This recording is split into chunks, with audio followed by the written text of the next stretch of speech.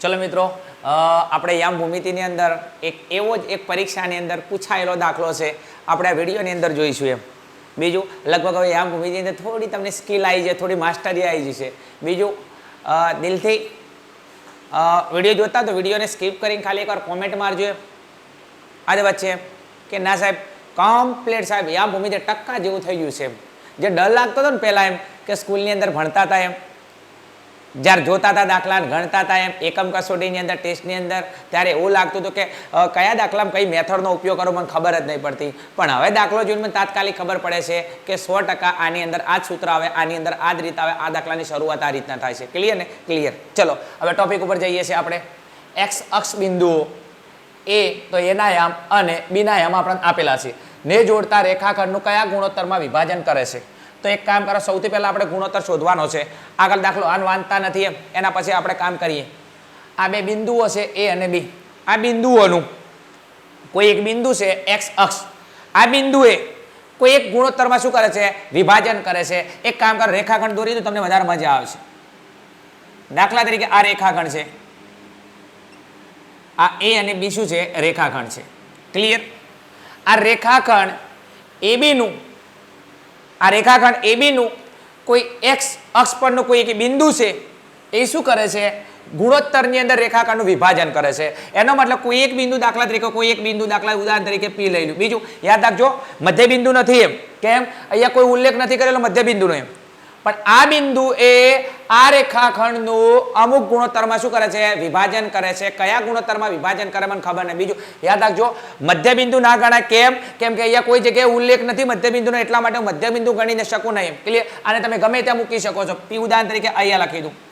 આગળ કોના કોના યામ છે? એના યામ છે, અહીંયા લખી દઉં 1 અને -5. બીજું કોના યામ છે આપણે જોડે? બીના. તો બીના યામ કયા છે? -4 અને 5.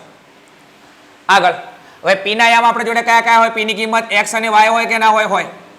એક વસ્તુ ખાસ, હવે તમે જુઓ, x અક્ષ બિંદુ. શું? x અક્ષ બિંદુ હોય. ક્લિયર? તો x અક્ષના બિંદુઓનો y યામ કેટલો હોય? 0 હોય. ક્લિયર? લખવું તમે લખી શકો છો અહીંયા. શું લખી શકો છો? x અક્ષના બિંદુઓનો y યામ, આગળ x અક્ષ કીધું છે. ક્લિયર? તો y જેટલો આવે? 0. y યામ 0 હોય છે. ક્લિયર? તો એક કામ કરો, x અક્ષ કીધું છે. ક્લિયર? તો આની અંદર એક કામ કરું, pm ના m, x ની કિંમત m ના m અને y કેટલો છે? 0. તો x m ના m અને y ની કિંમત કેટલી? 0. ક્લિયર? હવે આગળ, હવે સૌથી પહેલા આપણે જોડે બધી કિંમત છે. ક્લિયર? હવે એક કામ કરો, આ કોની કિંમત હશે? x1. તો x1 બરાબર 1 અને y1 બરાબર -5. એના પછી અહીંયા x2 બરાબર -4 અને y2 બરાબર 5. ક્લિયર? હવે એક કામ કરી દઈએ આપણે, સૌથી પહેલા અહીંયા વિભાજનનું સૂત્ર મૂકવું પડશે. કેમ? સૌથી પહેલા કેમ કે આપણે ગુણોત્તર લાવવાનો છે. ગુણોત્તર લાવવા માટે આપણે વિભાજનનું સૂત્ર મૂકવું પડે. અને વિભાજનના સૂત્રની અંદર અહીંયા તમે જુઓ એમ, તમારી જોડે કોના યામ છે? y ના યામ છે. y ની કિંમત કેટલી છે? 0. જો x ની કિંમત આપણા જોડે નથી હો. જો યાદ રાખજો, દાખલો ગણવા માટે તમે ગમે રીતનો ઉપયોગ કરી શકો છો. યાદ રાખજો, ગણિત વસ્તુ એવી સમજો કે દરેક શિક્ષકની ભણાવવાની મેથડ અલગ અલગ હોય છે. બની શકે તમે ગાઈડમાં દાખલો જુઓ છો, આ અલગ છે. સ્કૂલમાં બની શકે છે થોડી ડિફરન્ટ ટાઈપનો છે. આ મારી મેથડ કદાચ તમને સેટ થાય, એકદમ ઇઝી મેથડ જો સેટ થાય તો કદાચ તમે ચેક કરો એમ. એક કામ કરો, આપણા જોડે કોઈની કિંમત નથી x ની, કોઈની કિંમત છે y ની. તો એક કામ કરું, વિભાજનની અંદર y યામનું સૂત્ર મેળવું. આખું સૂત્ર નહીં, માત્ર કયું? y યામનું સૂત્ર મેળવું. કેમ? મારી જોડે y ની કિંમત છે. ક્લિયર? તો અહીંયા લખી નાખું y યામ ક્લિયર ની ગણતરી, y યામની ગણતરી. ક્લિયર? તો એક કામ કરી નાખું, સૂત્ર py બરાબર, સૂત્ર કયું મેળવાનું છે આપણે? વિભાજનનું. ક્લિયર? પણ કોને ધ્યાનમાં રાખીને? y ને ધ્યાનમાં રાખીને. ક્લિયર? ચલો y યામની ગણતરી. ક્લિયર? ચલો py બરાબર, સૂત્ર કયું મેળવ્યું? વિભાજનનું. પણ કયું સ્ટેપ? y વાળું. ક્લિયર? તો m1 y2 plus m2 y1 ભાગ્યા m1 પ્લસ m2. ક્લિયર? હવે એક કામ કરો, આપણે જોડે y ની કિંમત કેટલી છે? y ની કિંમત કેટલી છે આપણે જોડે? 0. ક્લિયર? તો y ની જગ્યાએ કેટલા મૂકી દઉં? 0. આગળ m1 આપણે નથી ખબર, તો m1 m ના m ગુણ્યા y2 ની કિંમત આપણે જોડે છે કેટલા 5, તો y2 ની જગ્યાએ મૂકી દો 5 પ્લસ m2 નથી ખબર આપણને, તો m2 m ના m y1 આપણે જોડે છે કેટલો -5, તો અહીંયા લખી દઉં -5 ભાગ્યા m1 પ્લસ m2, તો m1 પ્લસ m2 m ના m. હવે વિદ્યાર્થી મિત્રો એક કામ કરો, સૌથી પહેલા આ બેનો ગુણાકાર કરી દો, આ બેનો ગુણાકાર કરી દો. Clear clear. ચલો 0 m ના m, ચલો 5 ગુણ્યા m1 તો 5 m1.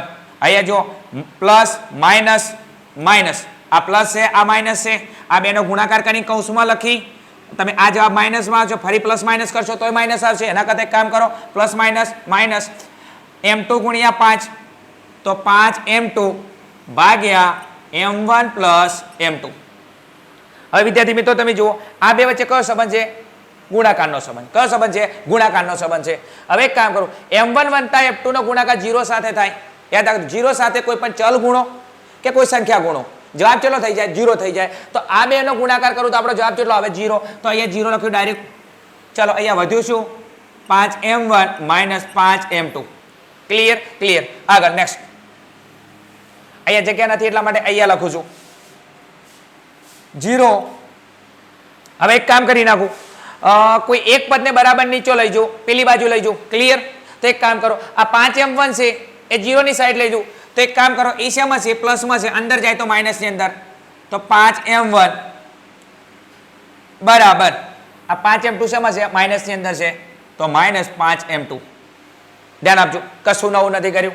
આ 0 m ના m રાખ્યા છે, આ 5m2. ક્લિયર. હવે એક કામ કરો, બંનેને શું કરો, મતલબ બંનેને શું કરો? બરાબરની પેલી સાઈડ લઈ જાઓ. તો આ 5m1 શેમાં હતા? પ્લસમાં, અંદર જાય તો માઇનસ ની અંદર. બીજું આ 5m2 બરાબરની ઓલરેડી શેમાં છે? માઇનસમાં, તો એને એમ રાખ્યા છે. ક્લિયર. હવે એક કામ કરો, 0 થી 5m1 જાય તો -5m1 બરાબર -5m2. હવે એક કામ કરો, ગણિતનો નિયમ છે સમજો એમ કે બે સાઈડ માઇનસ ચિહ્ન હોય તો માઇનસ ચિહ્ન નાબૂદ થઈ જાય અથવા માઇનસ ચિહ્ન કટ થઈ જાય, ઉડી જાય. ક્લિયર. આગળ તો 5m1 બરાબર 5m2. હવે એક કામ કરી નાખું, આપણે ગુણોત્તર લાવવાનો છે.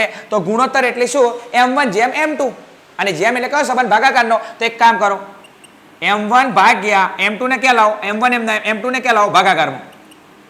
ભાગ્યા આ 5m ને m અને આ 5 ને ક્યાં લાવો? ભાગાકારની અંદર. ક્લિયર. હવે તમે જુઓ એમ 5m1 તો 5m1 આ બેનો ગુણાકાર કરું તો 5 ગુણ્યા m એટલે 5m1 થઈ જાય. બીજું m2 ગુણ્યા 5 5m2 થઈ જાય કે ના થઈ જાય? થઈ જાય. ક્લિયર. ખાસ વસ્તુ, કશું નવું નથી કર્યું.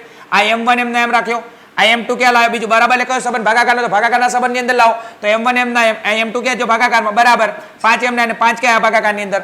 હવે કાં કરો, આ 5 5 અહીંથી નાબૂદ થઈ જાય. ક્લિયર. તો m1 જેમ m2 બરાબર, બીજું યાદ રાખજો, બે નો ગુણોત્તર લાવવાનો છે. ભાગ્યા 5 ભાગ્યા 5 કરે જવાબ આવે 1. ક્લિયર. પણ આપણે m1 ની કિંમત જોઈએ છે m2 ની, તો ઉપર 1 કોઈ ના વધે, નીચે કેટલા? 1. તો માટે ભાગાકાર નો સંબંધ છે અહીંયા. ક્લિયર. તો m1 જેમ m2 બરાબર 1 જેમ 1. ક્લિયર. તો અહીંયા આપણો ગુણોત્તર આવી ગયો. ગુણોત્તર કયો આવ્યો? 1 જેમ 1. ક્લિયર. આગળ હવે આપણે ગુણોત્તર મળી જશે. ક્લિયર. અહીંયા આપણે એવું કીધું કયા ગુણોત્તરમાં વિભાજન કરશે? તો બિંદુ P એ રેખાખંડ AB નું 1 જેમ 1 ના પ્રમાણમાં વિભાજન કરશે. રેડી ના? રેડી. ક્લિયર. આગળ હવે નેક્સ્ટ.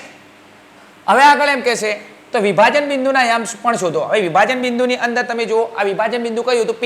કેમ વિભાજન બિંદુ? કેમ કે વિભાજન કરે છે કોનું? A નું અને B નું. એક કામ કરો, વિભાજન બિંદુની અંદર આપણા જોડે કોની કિંમત છે? y ની કિંમત છે. કોઈની કિંમત નથી? x ની કિંમત આપણા જોડે નથી. ક્લિયર. તો એક કામ કરો, x ની કિંમત લાવવા માટે ફરી વિભાજનનું સૂત્ર મૂકો, પણ કયું પદ? x વાળું પદ. અહીંયા વિભાજનનું સૂત્ર મૂક્યું. બીજી વસ્તુ કે આપણે જોડે y ની કિંમત હતી તો વિભાજનની અંદર y વાળું પદ મૂકી દઉં. હવે એક કામ કરો, આપણે જોડે y ની કિંમત છે, કોની કિંમત નથી? x ની કિંમત નથી. તો એક કામ કરી નાખો, x ની કિંમત લાવવા માટે આગળ px બરાબર, બીજું x ની કિંમત લાવવા માટે x વાળું પદ મૂકી દો. સૂત્ર કયું? વિભાજનનું. તો કયું? m1 x2 plus m2 x1 ભાગ્યા m1 પ્લસ m2. ચલો px આપણે શોધવાનો છે, x ની કિંમત. તો m ના m. ચલો m1 આપણને ખબર છે કેટલો છે? 1 ગુણ્યા x2. x2 કેટલા છે? -4.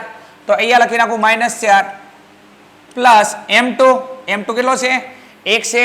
તો m2 કેટલો 1 ગુણ્યા x1 કેટલો હતો આપણા જોડે 1 હતો ક્લિયર તો ગુણ્યા 1 ભાગ્યા m1 પ્લસ m2 તો 1 પ્લસ 1 આગળ ચલો 1 ચોક 4 પણ કેવા -4 1 ચોક 4 પણ કેવા -4 પ્લસ 1 ગુણ્યા 1 એટલે કેટલા 1 ભાગ્યા 1 પ્લસ 1 કેટલા 1 પ્લસ 1 એટલે કેટલા 2 હવે એક કામ કરી નાખો આ 4 શેમાં છે માઇનસ ની અંદર છે 1 શેમાં છે પ્લસ ની અંદર છે તો માઇનસ પ્લસ માઇનસ ક્લિયર તો 4 માંથી 1 બાદ કરો કેવા 3 કે મોટી સંખ્યા શેમાં છે માઇનસ ની અંદર તો 4 માંથી 1 બાદ કરો 3 પણ કેવા -3 3 ભાગ્યા 2 ક્લિયર આ આપણે જોડે કોના આયામ આયા x ના આયામ તો x ના આયામ કેટલા આયા -3 ભાગ્યા 2 ક્લિયર તો માટે આપણા જોડે x આયામ કેટલા આયા -3 ભાગ્યા 2 ક્લિયર આ આપણે જોડે x ના આયામ આયા ક્લિયર હવે એક કામ કરો ફાઇનલ સ્ટેટમેન્ટ અહીંયા લખી નાખો જગ્યા નથી એટલા માટે શું